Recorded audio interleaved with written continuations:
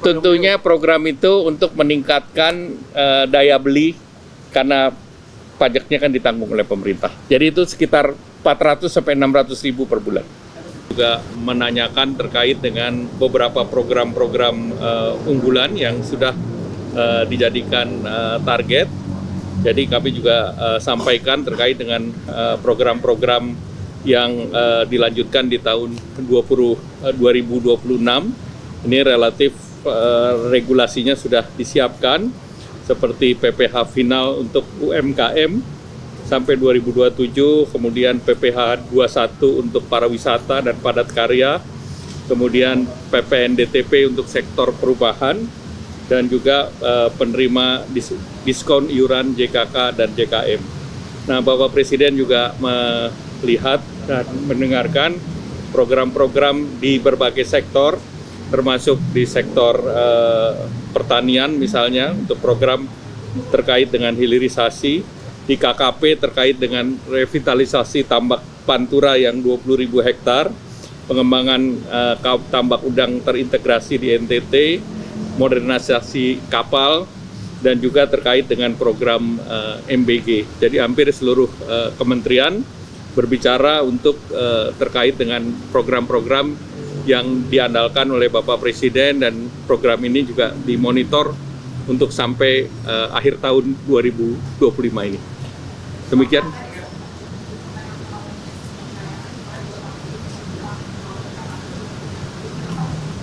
Apanya? Ya baik semuanya. Ya artinya bagus lah semua. Devisa hasil ekspor dilaporkan ke Bapak Presiden. Kami sedang melakukan penyempurnaan bersama dengan BI, OJK, dan Kementerian Keuangan. Ya. Realisasinya compliance-nya sudah sekitar 90%. Itu kita akan evaluasi teknis detailnya lagi. Ya. Apanya? 90% dari yang seluruh ekspor. Yang SDA. Apa? Nanti dibicarakan teknis detail. Tadi kita bicara secara keseluruhan.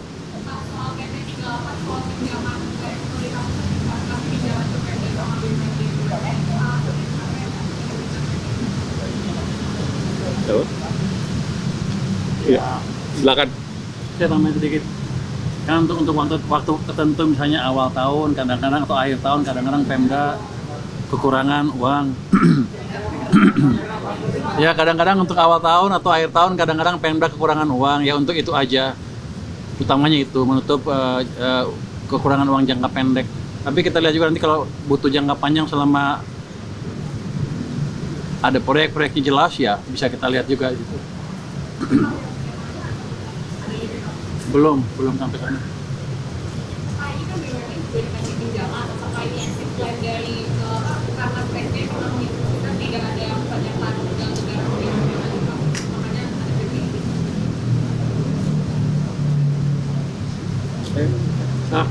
Nanti saya pelajari lagi.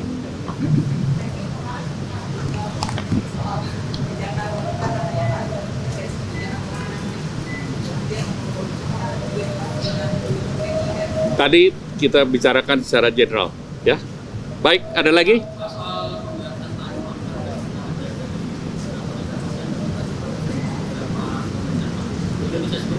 Indonesia masih bernegosiasi, dan Indonesia ditargetkan dalam bulan November ini, sesudah APEC meeting besok, kita akan memulai negosiasi kembali.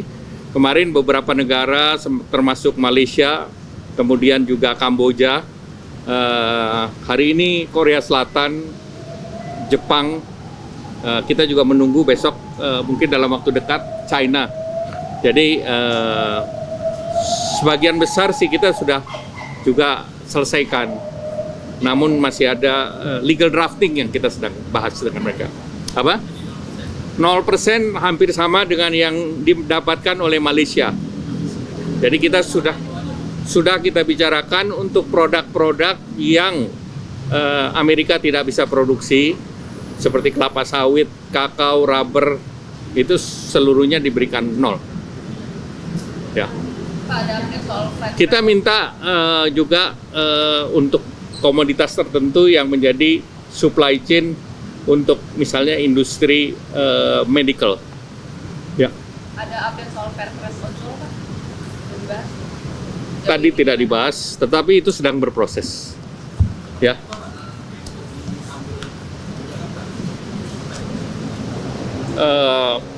Fasilitas kemanfaatan untuk driver yang sekarang kita sudah berikan seperti fasilitas JKK, JKM. Nanti ada hal-hal lain yang teknis. Ya. Kenapa? Tidak ada, tidak. Ya.